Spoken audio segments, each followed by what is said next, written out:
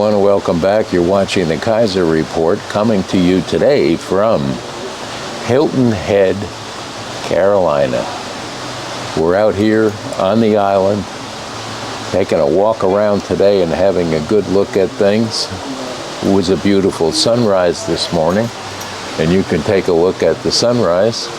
Kaiser was out on the beach during the sunrise, and I was filming a little bit, which we'll throw a piece or two in here today and probably tomorrow as we continue our road trip looking for places to bring you the Kaiser Report all summer long in places of interest to you, not only in Appalachia, but down in both of the Carolinas, North Carolina as well as South Carolina, and we'll bring you more and more of that as we go on through the summer.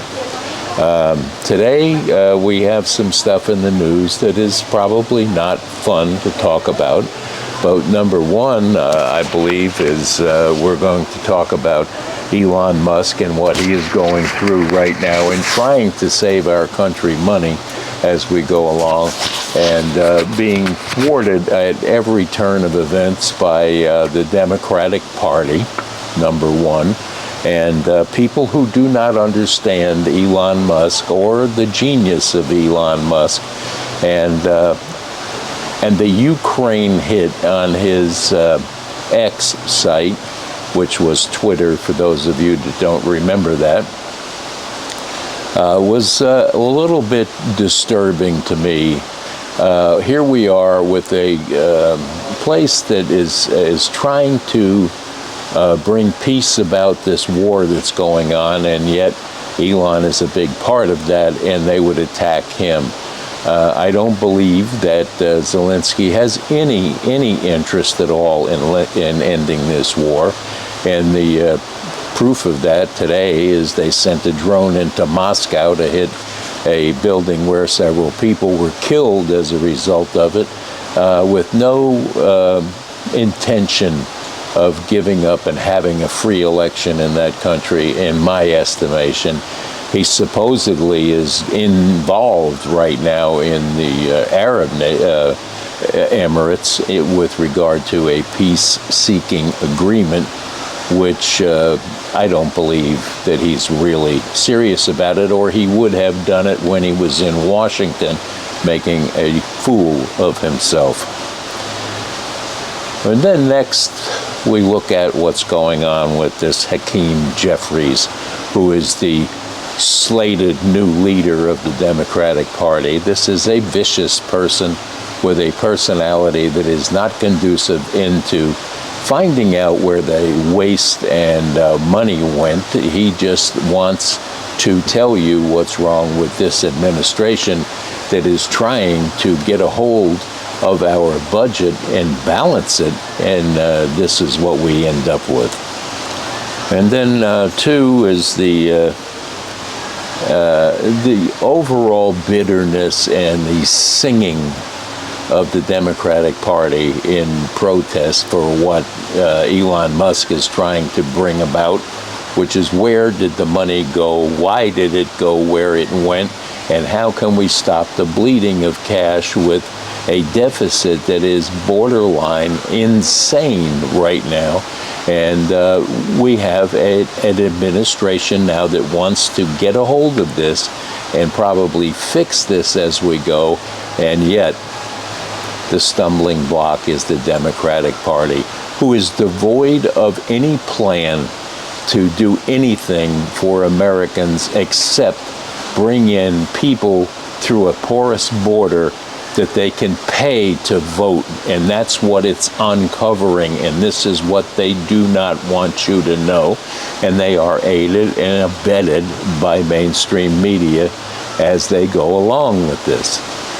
It's almost incredible that they have allowed themselves to be caught red-handed in the waste of money in the name of the Green New Deal and the immigration problem, as well as all of the other shady stuff that has taken place inside our government seats of power.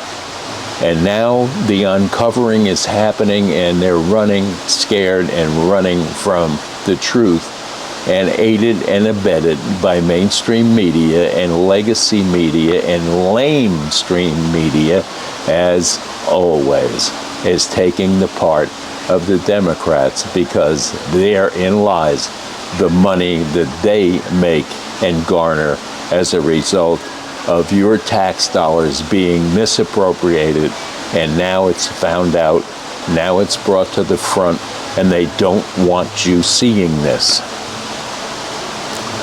Which brings us to one of the memes I have today. It seems that Joe Biden has outed Obama's secret. So take a look here.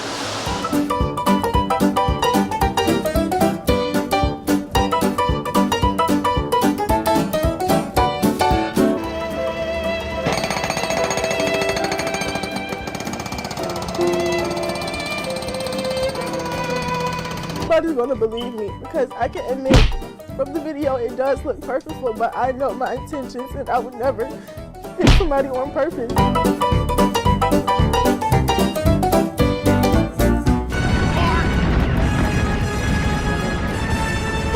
I know Barack got tested for AIDS. There's no shame in being tested for AIDS. It's an important thing, because the fact of the matter is, in the community's engaged in denial. They're engaged in denial. No one wants to talk about it in the community.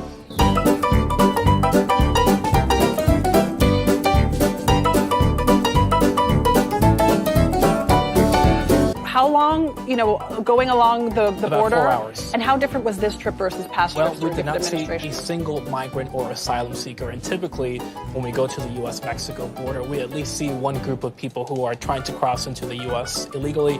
We did not see a single migrant. We saw soldiers, Border Patrol agents, and National Guard troops and vehicles and barriers, but no migrants. But it turned out that all we really needed was a new president.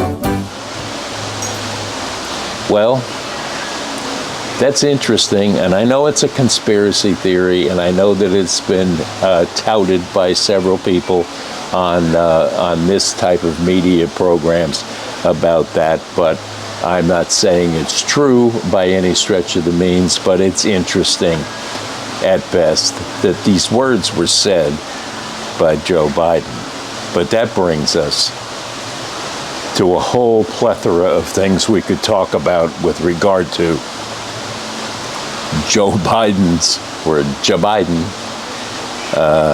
His gaffes are plentiful, and misspeaking was one of his great traits that he made good use of. Which brings us around to us dodging a real bullet here, and that was as you know, Kamala Harris. Just look, I think she's been drunk again, but take a look here.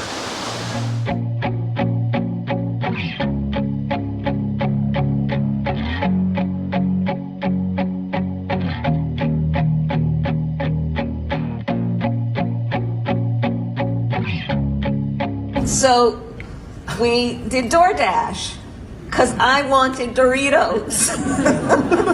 And they were about, the red carpet part was about to start. Nobody wanted to leave to go to the grocery store. So it was DoorDash. Great story, compelling and rich. And I'm thinking about this, so I was willing to give up whatever might be the tracking of Kamala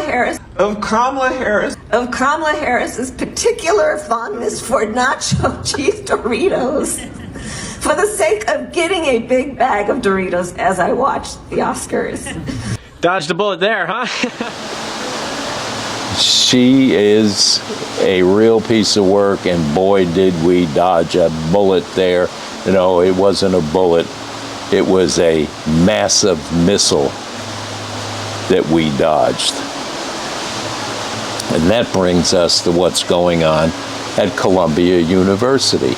That continues to be a hotbed of Palestinian sympathizers, and now they're very upset because ICE went in and got one of the ringleaders, and they're trying to say that the media is all behind this guy, but he has aided and abetted a known terrorist organization, and there's no doubt in my mind that he probably does need to be deported, or at least,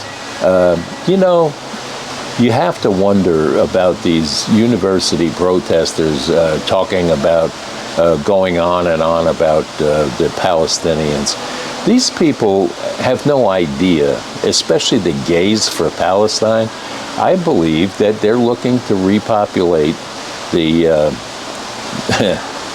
the area over there that has been destroyed by Hamas. And if they love Hamas so much, why don't I would help pay for some transportation to send them all there to live. The Gaza Strip needs new people to occupy it. Why not take all these protesters that love the Palestinians so much and send them there and let them see exactly how they will be treated? Because I don't believe they understand. So take a look here. Student who helped organize pro-Palestinian protests at Columbia University has been detained by ICE.